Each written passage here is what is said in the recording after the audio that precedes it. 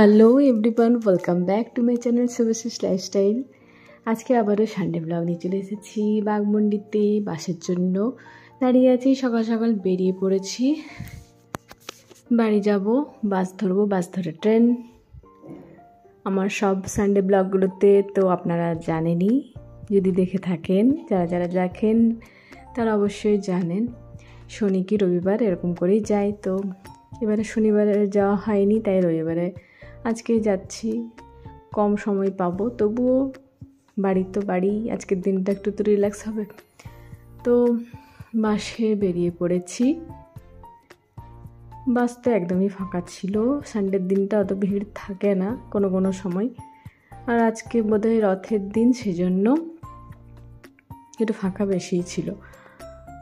আর বাইরের ওয়েদারটাও খুব সুন্দর ছিল, মানে সকালের ওয়েদারটা সুন্দর, তবে আজকে রোদ হবে যা মনে হচ্ছে।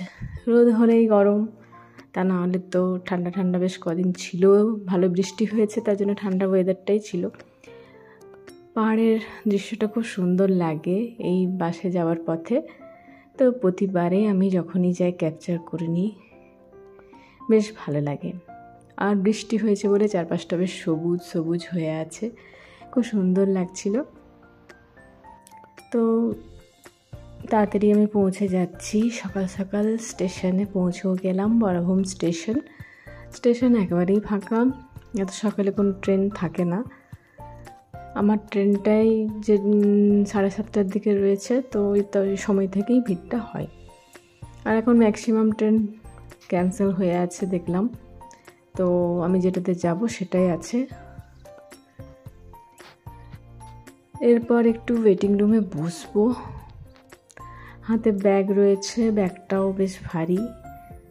তো হাঁটতে হাঁটতে থকে গেলাম, বাস থেকে নেমে কিছুটা হেঁটে আসতে হয় প্ল্যাটফর্মে। ওয়েটিং রুমে কিছুক্ষণ বসবো, তারপর খেতে যাব এদিকে।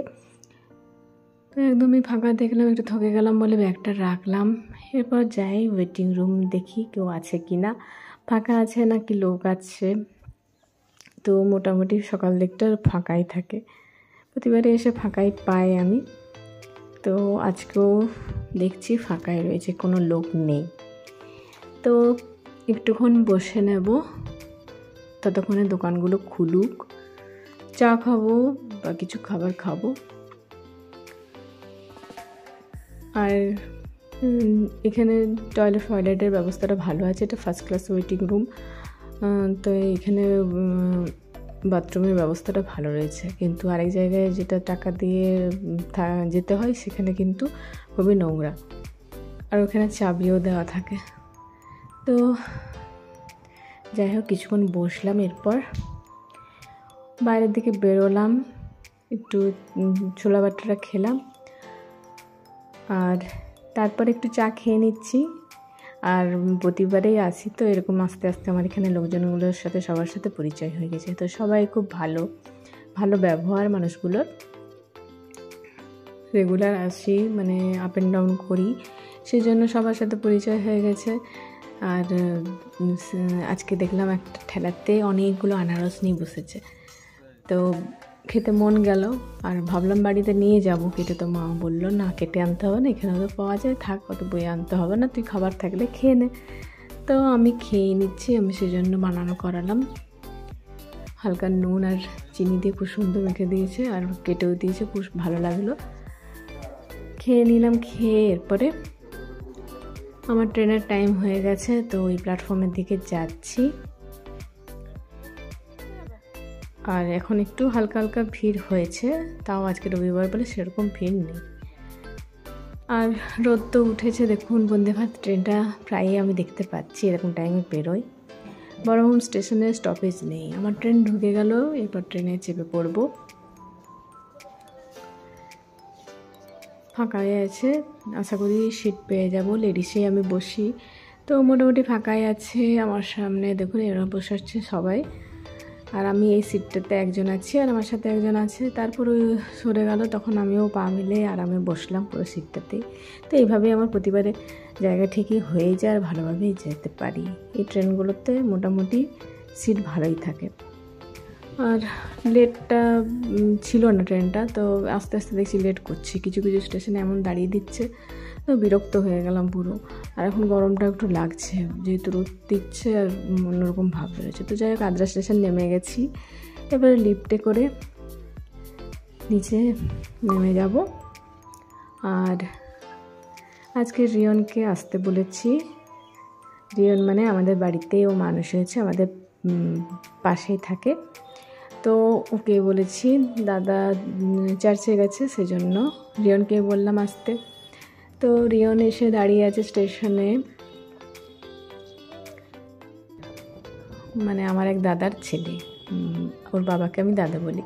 আমাদের ঘরেও মানুষ, সেজন্য আমাদের সাথে বেশ ভালোই ওর সম্পর্ক রয়েছে, ওদের ফ্যামিলির সবারই।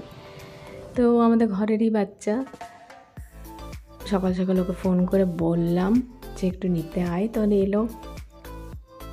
তো পৌঁছে যাচ্ছি, এরপরে আর একটুক্ষণ বাড়ি, তারপরে রিল্যাক্স, স্নান টান করে ফ্রেশ হয়ে ঘুম দেব। বাড়ি মানেই আজকের দিনটা আমার খুব ঘুমোতে মন চাই ভালো করে, আর যদি বাড়ি নাও আসা হয় তাহলে ওখানেও ঘুমাতাম। তো যাই হোক, পৌঁছে গেলাম বাড়ি। আর বাড়ি ঢুকতে ঢুকতে বেশ ভালো লাগে, তো কিছুক্ষণ বসলাম, হাতে একটু হ্যান্ড ওয়াশিং করে তারপর একটু ঠান্ডা কিছু খেয়ে নিলাম। তারপর রিয়ন ছিল, রিয়নের সাথে একটুক্ষণ গল্প করলাম আমরা বসে। রিয়ন বলছে তোর বাড়ি ঘরে আসা শুরু হয়ে গেল, ভিডিও ভিডিও সবসময় ভিডিও, যে দেখ আমাকে ভিডিও করে তোর থেকে কত সুন্দর লাগছে, আমি তো সুন্দর আছিসই। তো যাই হোক, আজকে বাড়িতে মাছ হচ্ছে, এদিকে রান্না চলছে একদিকে। তো দাদা বললো আমি মাছটা করে দিচ্ছি। মায়ের একটু সমস্যা হয়, মা আজকাল আর অত ভালো মানে বিরক্ত হয়ে যায়, গরম লাগে প্রচণ্ড, সেই জন্য দাদা বললাম করে দিচ্ছি তরকারিটা। তো মাছটা দাদাই করে দিচ্ছে। আজকে মাছ হয়েছে, অনেক দিন মাছ খাইনি, তার জন্য মা বললো মেয়েটা আসছে তাহলে মাছ করা যাক। মাংস তো প্রতিবারই হয়, মাংস খাওয়া প্রায়ই হচ্ছে, কিন্তু মাছটা অনেক দিনই হলো হয়নি, সেই জন্য আজকে মাছ হবে বলে ঠিক হলো। তো মা মাছ আনিয়েছে, তো দাদাই করছে ওর মতো করে, ও বেশ ভালোই করে। তো তখন আমি বললাম একটু দেখি কী করছে রান্না, তাই ভিডিওটা ক্যাপচার করে নিলাম। আর মাছটা হবে আলু দিয়ে, সেরকম আর কিছু সবজি হবে না, মাছ না আলু দিয়ে ঝোল, আর ডালও সবজি দিয়ে হয়েছে। আর এমনি পাঁপড়, দই এসব তো রয়েছে, আম রয়েছে, তো সিম্পল এটুকুই ভালো। বেশি তরকারি দিয়ে আমার ভাত খেতে ভালো লাগে না, আমার একরকম কি দুরকম হলেই ঠিকঠাক লাগে, তো আমাদের বাড়িতে সেরকমই হয়। ও এরপরে পেঁয়াজ টমেটো সব কিছু দিয়ে, তারপর গুঁড়ো মশলাগুলো মনে হয় জল দিয়ে গুলেছে, সেটা দিয়ে দেবে। কারিয়া পাতা দেওয়া হয়েছে, কারিয়া পাতা আমাদের বাগানেরই, তো সেটা দিয়ে করেছে। তো কারিয়া পাতার ফ্লেভারটা মাছের সবজিতে খুব ভালো লাগে, মানে মাছের জন্য বিশেষ করে খুব ভালো, মাছে বা উপমাতে এগুলোতে ইউজ হয়। আর আলু দিয়ে দিল, আলুটা ভেজে সামান্য মশলাটা কষিয়ে এরপর জল দিয়ে ঝোলটা যতটা খাওয়া হবে সে মতন দিয়েছে। এরপর মাছগুলো ছেড়ে দেওয়া হবে, খুব বেশি রিচ করতে মানা করলাম, সিম্পলটাই ভালো লাগে। বর্ষার দিনে মাছটা খুব বেশি ভালো লাগে না, তবে এখন একটু বৃষ্টিটা কম আছে তাই মাছটা ঠিকই আছে। তবে মাঝে মাঝে তো মাছ খেতেই হবে, সবসময় মাংস আর কত খাবেন, মাংসটাও রেগুলার ঠিক না। প্রতি সপ্তাহে আসছে মাংসই খাওয়া হয়, মাটন নয় চিকেন, একদিন মাটন একদিন চিকেন, সেজন্য আজকে মাছটাই ঠিক লাগলো। তো দাদার প্রসেসে করছে,